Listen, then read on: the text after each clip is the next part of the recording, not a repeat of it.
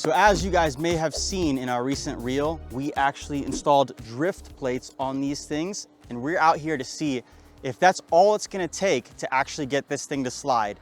Now, this thing has blown shocks, bad suspension. We basically did the basic maintenance on it. So we're gonna see if all you need to drift is the drift plates. Round 1, fight!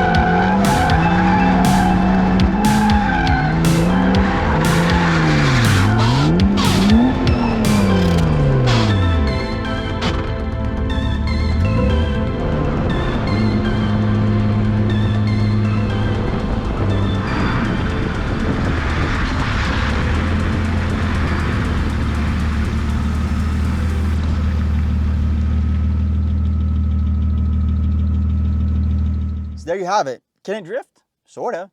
So now what we ended up doing was lowering the front tire pressure and raising the rear to about 60.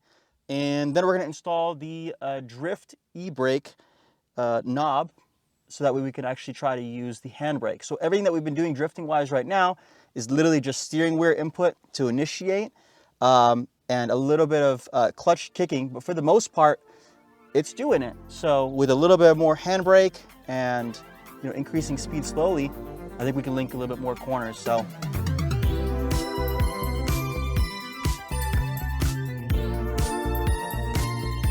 what's great about this is that because it has this radius, you can actually still pull it up and retain your handbrake. So once you basically remove your stock one by just literally threading it off, and then there's a spring in there, you're gonna wanna take that out. And then you just thread ours on, just like that.